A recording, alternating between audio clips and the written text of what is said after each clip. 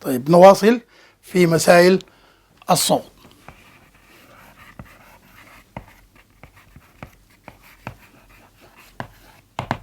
طيب في مسائل الصوت المشكلة الرئيسية نحن بنقرأ، التلميذ يقرأ المسألة يتأكد في صياغة المسألة، إذا لقى كلمة سمع صداه أو ذهابا وإيابا،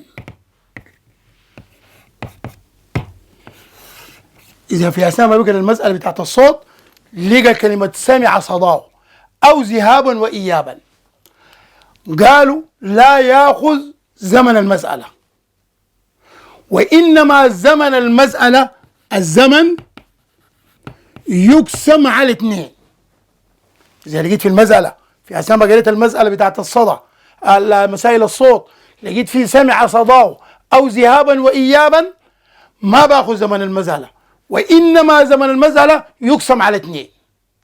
طيب إذا ما لقيت لا سمع صداه ولا ذهابا وإيابا باخذ زمن المسألة. وبعد كده بطبق في القانون، عندي المسافة بتساوي السرعة في الزمن، والتمييز دائما بتاعها متر، مهم التمييز. المسافة بتساوي السرعة في الزمن، أما عايز السرعة بتساوي المسافة على الزمن، وتمييزها متر على الثانية. أما الزمن بيساوي المسافة على السرعة، وهنا تمييز الثانية.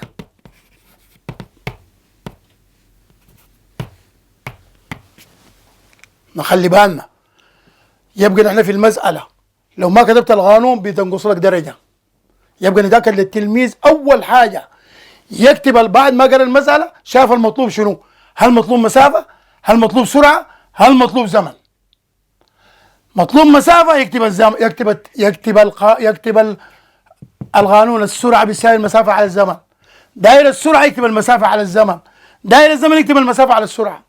يبقى حسب المطلوب في المسألة التلميذ يكتب القانون عشان ياخد عليه درجة واحدة. طيب ناخد مثال.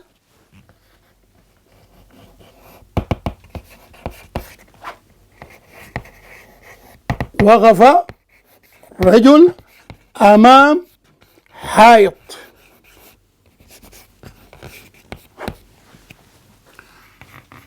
على مسافة 66 مترا، أحدث صوتا سمع صداه في زمن وغدره 14 ثانية. أحسب السرعة. نقرأ الحل. يبقى أنا أول حاجة أقرأ المسألة. وقف رجل أمام حائط على مسافة 66 مترا، زمن 66 مترا، أحدث صوتا سمع صداه، معناه في صدى. ما دام في صدى في زمن وقدره 14 ثانية، أحسب السرعة. قلنا أول خطوة بكتب القانون، السرعة بيساوي المسافة على الزمن عشان ناخد عليه درجات. السرعة بيساوي المسافة على الزمن. قلنا ما دام في سمع صداه ما باخذ زمن المسألة، وإنما زمن المسألة يقسم على 2. يعني عندي 4/10 لما نقسمها على 2 بتديني 2/10، هاخد الزمن ده. ليه؟ لأنه في صدى. إذا في المسألة في صدى ما باخذ زمن المسألة، وإنما زمن المسألة يقسم على 2. ودي المسافة بتساوي 66 على، ما بقول على 4. ليه؟ لأنه هنا في سمع صداه يبقى لازم اقسمها على 2. 4/10 لما اقسمها على 2 بتديني ب2/10. طيب دار تخلص من الكسر العشري في المقام، يبقى دي 2/10 لازم اضرب الطرفين في 10 عشان ما تختل المسألة. هضرب البسط في 10 والمقام في 10. ليه؟ عشان اتخلص من الفاصلة العشرية في المقام. بيساوي 66 في 10 ب 660 على، شوف لما نضرب 2/10 في 2 تتحرك ناحية اليمين هيكون 2. هقسم قسمة عادية بتساوي 6 على 2 فيها 3 و6 على 2 برضه فيها 3 و0 على 2 فيها 0. يبقى بتساوي إذن السرعة بتساوي 330 متر على الثانية. يبقى نخلي بالنا أهم حاجة إذا لقينا سمع صداه أو ذهابا وإياب، يعني في المسألة في صدى، ما باخذ زمن المسألة، وإنما زمن المسألة يقسم على 2. طيب بعد كده ناتي إلى الضوء، الجزء الثاني منه من الضوء. والضوء شكل من أشكال الطاقة، ودائما بندركه بحسية البصر. نحن الضوء بنشوفه، وهناك السمع بندركه بحسية السمع، احنا بنسمع يبقى ذاك الصوت. خلي بالنا إذا الصوت بندركه بحسية السمع، لكن الضوء بندركه بحسية البصر، وهو شكل من أشكال الطاقة. وما بيحدث ضوء إلا إذا انبعث من الجسم.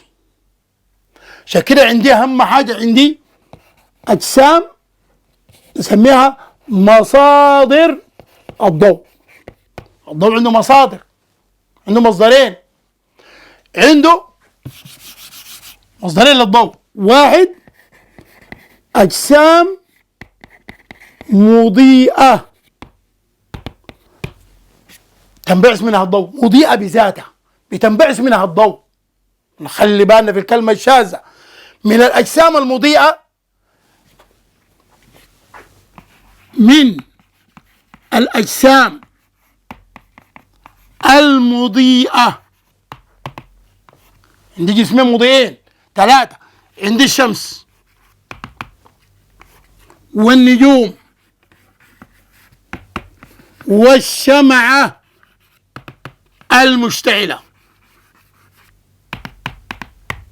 نسميها أجسام مضيئة، مضيئة بذاتها بينبعث منها الضوء من نفسها. إذن الشمس والنجوم والشمعة المشتعلة نسميها أجسام مضيئة. أما المصدر الثاني أجسام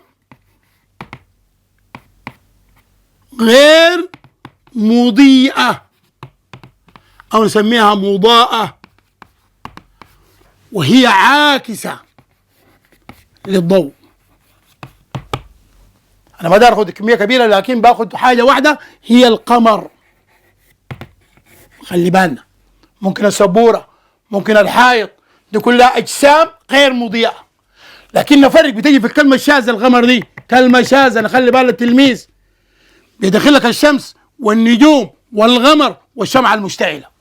يبقى الكلمة الشاذة هي القمر. ليه؟ لأنها من الأجسام الغير مضيئة، بينما الأخريات من الأجسام المضيئة، ودي كلمة شاذة بتتكرر كثير في الامتحانات. يبقى على التلميذ أن يخلي باله من الكلمة دي.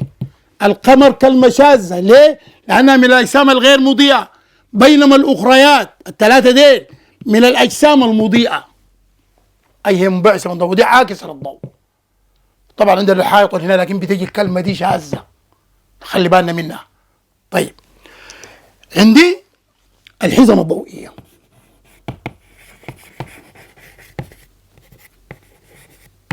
طبعا هي مجموعة من الأشعة الضوئية المنبعثة من مصدر ضوئي، تسميها حزمة ضوئية.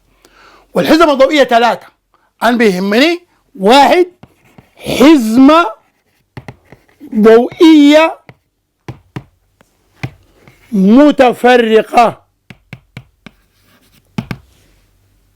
2 حزمة ضوئية متجمعة. خلي بالنا من الاثنين ديل. الثاني عندي حزمة ضوئية متوازية فيما بينها، ودي ما بتتكرر كثير في الامتحان، دي الاثنين بيتكرروا.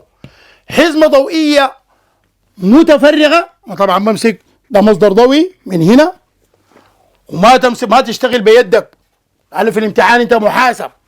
حزمة ضوئية بجيبها المسطرة لأنه ده خط مستقيم، ده شعاع، شعاع هو الخط المستقيم الذي يسير فيه الضوء.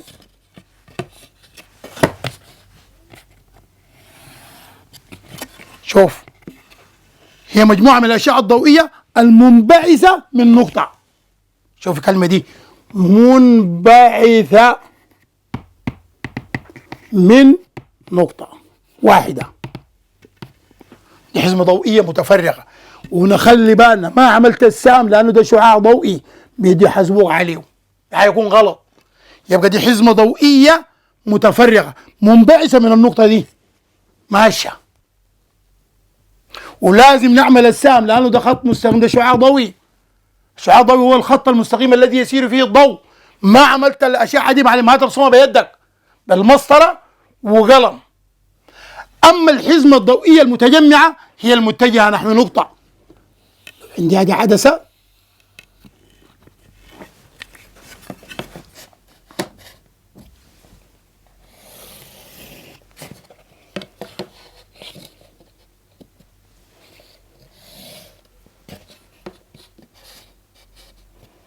دي الأشعة متوازية جات على العدسة.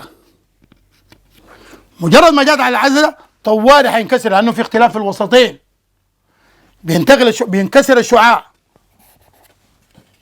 حينكسر الشعاع. مجرد اختلاف في الوسطين حينكسر الشعاع ويتجمعوا في النقطة دي، النقطة هنا. إذن هي مجموعة من الأشعة الضوئية المتجمعة. شوف هنا منبعثة، هنا متجمعة، نخلي بالنا من الكلمتين دي، نحو نقطة واحدة. شوف منبعثة معناها طالعة، دي حزمة ضوئية متفرغة. متجهة نحو نقطة يعني جات هنا ده اتجمعت هنا ده، يبقى دي متجمعة، معناها دي نسميها حزمة ضوئية شنو؟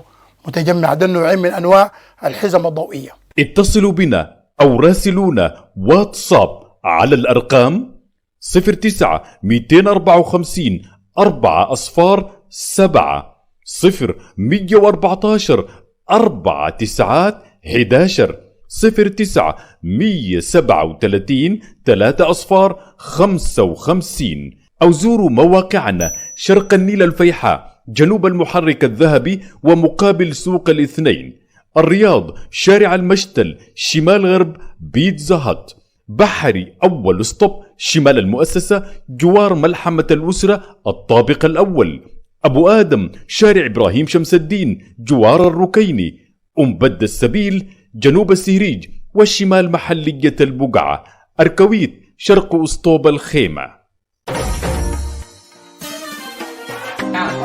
يا صاح نمبر 1 أدب وتربية وفن.